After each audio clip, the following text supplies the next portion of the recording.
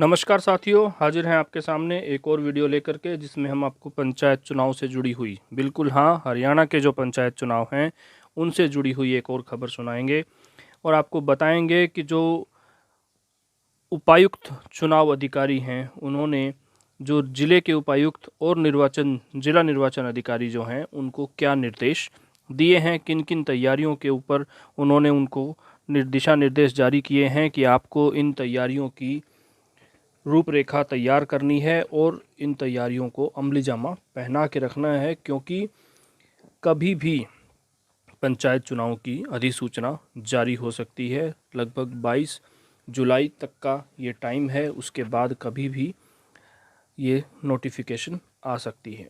तो पंचायत चुनाव से जुड़े हुए जितने भी उम्मीदवार हैं वो अपनी अपनी तैयारियों को लेकर के चुस्त दुरुस्त और एक्टिव मोड पर आ जाएं, नहीं तो आपको भारी नुकसान हो सकता है।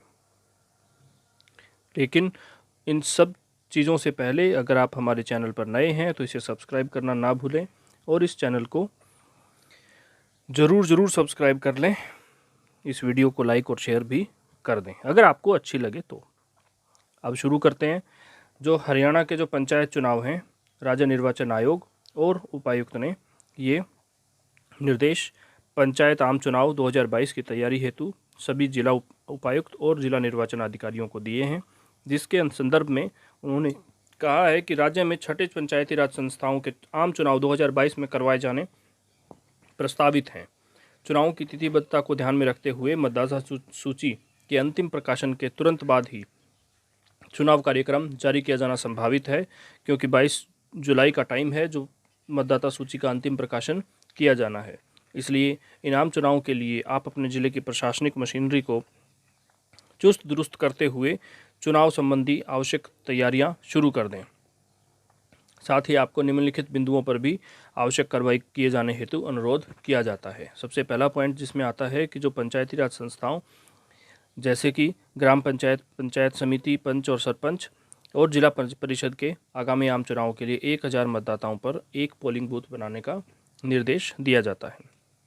अपने ज़िले में उपलब्ध कर्मचारियों जिन्हें मतदान अधिकारी या पीठासीन अधिकारी या अन्य अधिकारियों कर्मचारियों की चुनाव के दौरान जो चुनाव कार्य हेतु नियुक्त किया जाना है, उनकी लिस्ट तैयार कर लें। उन स्टाफ का अनुमान लगा लें कि किस पोलिंग बूथ पर कितनी संख्या में स्टाफ की रिक्वायरमेंट होगी और इसकी सूचना आप अपने ज़िले के उन सभी संबंधित विभागों को दे दें और उनसे ये सूचना प्राप्त कर लें कि किस चुनाव में किस पोलिंग बूथ पर किस विभाग के अधिकारी की ड्यूटी लगाई जानी है और उनके अनुभव का भी आप जायज़ा ले लें। तीसरा पॉइंट है, सभी संबंधित अधिकारियों कर्मचारियों को चुनाव कार्य हेतु संबंधित कार्य के बारे में प्रशिक्षित कर लिया जाए। सभी ARO को संबंधित अथॉरिटी द्वारा जारी पंचायती राज संस्थाओं के वार्डों के लिए आरक्षण आदेशों की प्रति नामांकन प्राप्ति से पूर्व उनको उपलब्ध करवाई जाए और इन आदेशों के अनुसार आरक्षित वार्डों के नामांकन प्राप्त कर लिए जाएं, ताकि इस कार्य में कोई चूक ना हो।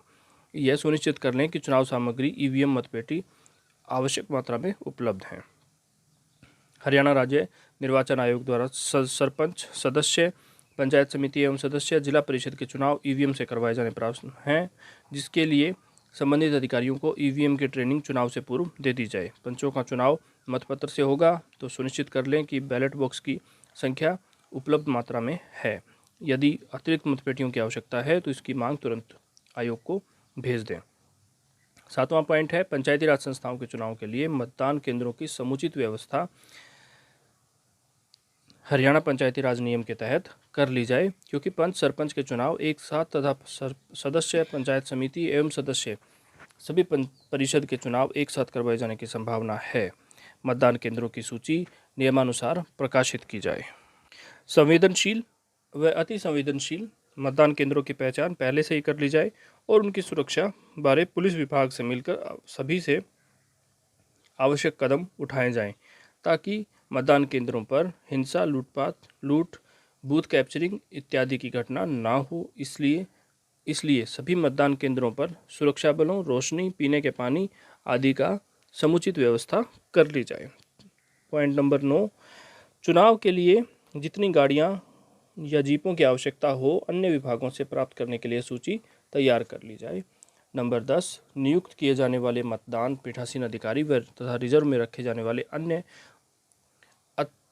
अधिकारियों को चुनाव संबंधित प्रशिक्षण दिया जाना अपेक्षित होगा। अतः उक्त प्रशिक्षण के लिए मास्टर ट्रेनर तैयार किए जाएं। इसके लिए आप सबसे पहले अपने ज़िले के रिटर्निंग अधिकारियों, पीठासीन अधिकारी व अन्य कर्मचारियों को जो कि अन्य विभागों से उक्त मतदान के लिए नियुक्त होने हैं जो प्रशिक्षण दिए जाने में सक्षम हों। पॉइंट नंबर 11, जिला निर्वाचन कार्यालय से ईवीएम के मास्टर प्रशिक्षकों की सूची प्राप्त कर ली जाए ताकि ईवीएम के प्रशिक्षण हेतु एवं ईवीएम की तैयारी के लिए समय इन मास्टर ट्रेनर्स की ड्यूटी आवश्यकता अनुसार लगाई जा सके। पॉइंट नंबर 12, आयोग द्वारा निर्वाचन हेतु निर्वाचन सामग्री पहले ही उपलब्ध करवा दी गई है। इस सामग्री की भली भांति पड़ताल करवा लें। यदि अतिरिक्त निर्वाचन सामग्री की आवश्यकता है तो आयोग को बिना देरी के अपनी मांग भेजें। पॉइंट नंबर 13, पंचायत आम चुनाव के दौरान अति संवेदनशील मतदान केंद्रों पर वीडियोग्राफी हेतु आवश्यक प्रबंध कर लें।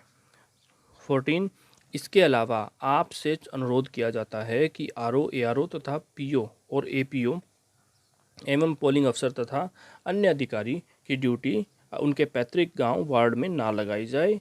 पॉइंट नंबर 15, जिलों में उपलब्ध सभी कर्मचारियों के डेटाबेस में से वास्तविक रूप में लगाए जाने वाले कर्मचारियों के प्रथम स्तर की रैंडमाइजेशन में उनका ब्लॉक अलॉट कर दिया जाए। चुनाव में मतदान पार्टियों को भेजते हुए समय पर पुनः रैंडमाइजेशन करके उसी दिन उनका बूथ अलॉट कर दिया जाए। कृपया यह सुनिश्चित कर लिया जाए कि चुनाव की तिथियों से पूर्व किसी भी पोलिंग अधिकारी को उसकी ड्यूटी के स्थान पर का पता न लगने पाए। पॉइंट नंबर 16, आपसे यह भी अनुरोध किया जाता है कि आप अपने अधीन मुख्य चिकित्सा अधिकारी को निर्देश जारी करने का कष्ट करें कि सरकारी अस्पतालों, डिस्पेंसरियों आदि में कार्यरत चिकित्सक राज्य सरकार के अतिरिक्त अधिकारियों और कर्मचारियों को मेडिकल आधार पर अवकाश केवल अति आवश्यक हो तभी सिफारिश करें। जहां तक संभव हो इस अवकाश के लिए प्रमाण पत्र केवल मुख्य चिकित्सा अधिकारी द्वारा ही जारी किए जाएं, क्योंकि चुनाव ड्यूटी से बचने के लिए कई अधिकारी इस गलत और फर्जी प्रमाण पत्र और विश्राम सर्टिफिकेट बनवाकर चुनाव ड्यूटी से बचने की चेष्टा करते हैं।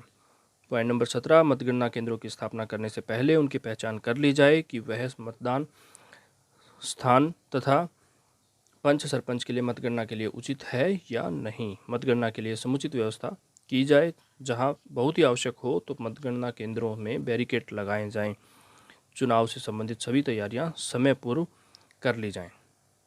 पॉइंट नंबर 18, जिन अधिकारियों कर्मचारियों की ड्यूटी चुनाव कार्य हेतु लगाई जानी है और वह चुनाव ड्यूटी पर हाजिर न हो तो उनके विरुद्ध हरियाणा पंचायती राज अधिनियम 1994 की धारा 185 के तहत निर्वाचन के संबंध में सरकारी कार्य का उल्लंघन करने के आरोप में सख्त कार्रवाई की जाए और हरियाणा राज्य निर्वाचन आयोग द्वारा जारी अधिसूचना संबंधित दिशा निर्देशों के अंतर्गत आवश्यक कार्रवाई की जाए। पॉइंट नंबर 19, चुनाव की पूरी प्रक्रिया के दौरान कोविड-19 की पालना स्वास्थ्य विभाग की हिदायतों के अनुसार की जाए। कृपया यह भी सुनिश्चित करें कि चुनाव से संबंधित सभी आवश्यक तैयारियां हरियाणा पंचायती राज अधिनियम नियमों तथा समय समय पर आयोग द्वारा जारी की गई हिदायतों अनुसार समय पूर्व पूर्ण कर ली जाएं। उक्त हिदायतों की दृढ़ता से पालना की जाए। ये कहा है सहायक राज्य निर्वाचन आयुक्त, राज्य निर्वाचन आयोग हरियाणा ने। इसी के साथ इस वीडियो में इतना ही। धन्यवाद।